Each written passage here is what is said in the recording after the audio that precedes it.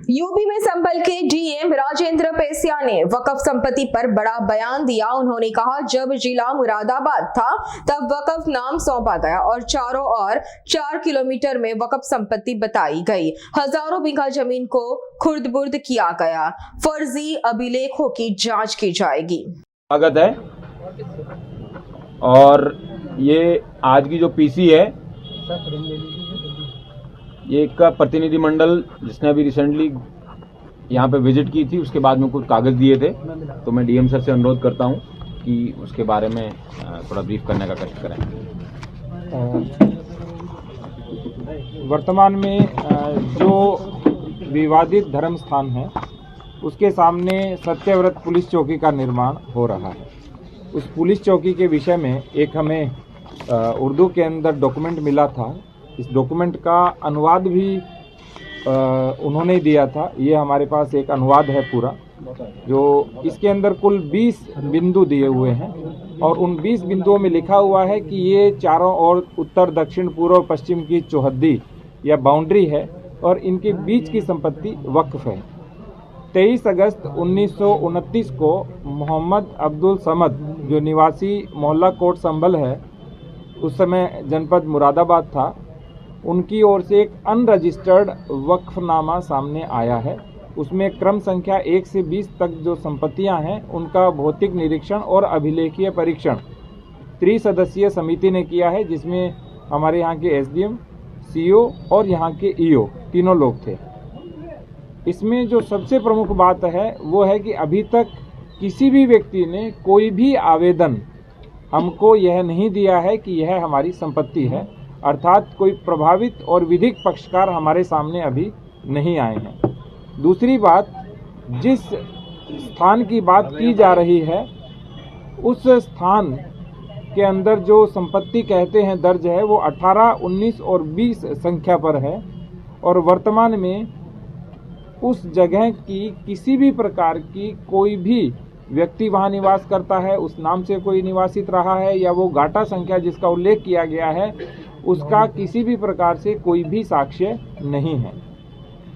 तीसरी बात, यहाँ कुछ जो क्रम संख्याएं मैं आपको दिखाऊंगा। हमने इस तरह से चौहद्दियों का निर्माण कराया, जो परीक्षण किया हमारी पूरी टीम ने।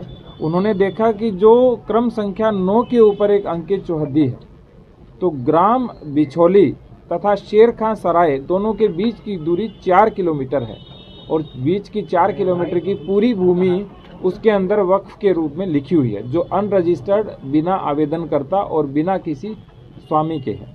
दूसरा, कोई भी भूमि जब वक्फ की जाती है तो उसमें स्वामित्व का उल्लेख अवश्य होता है।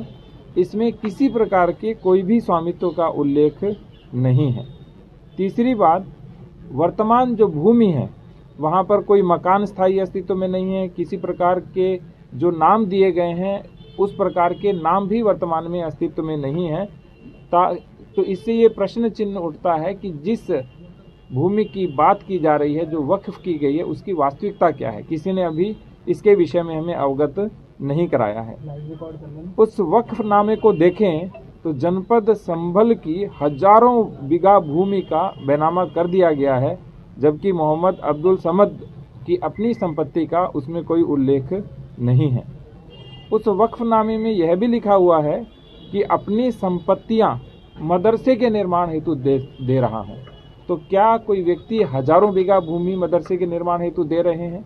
तो 1 से लेकर के 20 तक की संपत्ति में कहाँ मदरसा बनना है, कौन सा मदरसा बना है और किस तरह से उस मदरसे का निर्माण होगा, उसका कोई उल्लेख नहीं है।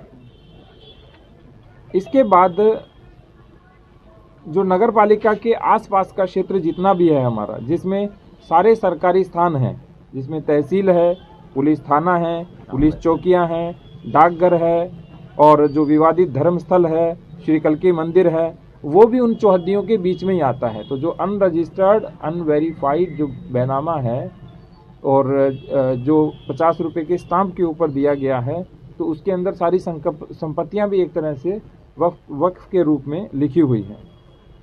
मान लीजिए कि किसी ने वक्फ किया भी होगा, मान लेते हैं, हालांकि वो अनरजिस्टर्ड है, कोई प्रमाणित नहीं है, तो भी जो वक्फ अधिनियम है 1995, उसकी धारा 56 कहती है कि कोई भी वक्फ संपत्ति का विक्रय नहीं हो सकता है। तो अभी यह भी संज्ञान में आया है कि इस के आधार पे हमारे यहाँ कोई रजिस्ट्री नहीं हुई, लेकिन मौखिक रूप से और एग्रीमेंट के आधार पे खूब सारी संपत्तियों का क्रय विक्रय भी हो रहा है।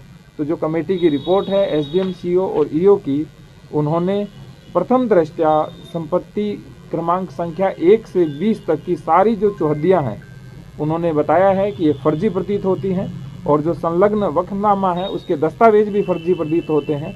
और सबसे बड़ी बात, इसके संबंध में आगे की कार्रवाई कप्तान साहब के माध्यम से हम करेंगे, और जो भी विधिक कार्रवाई और वैधानिक कार्रवाई होगी वो की जाएगी।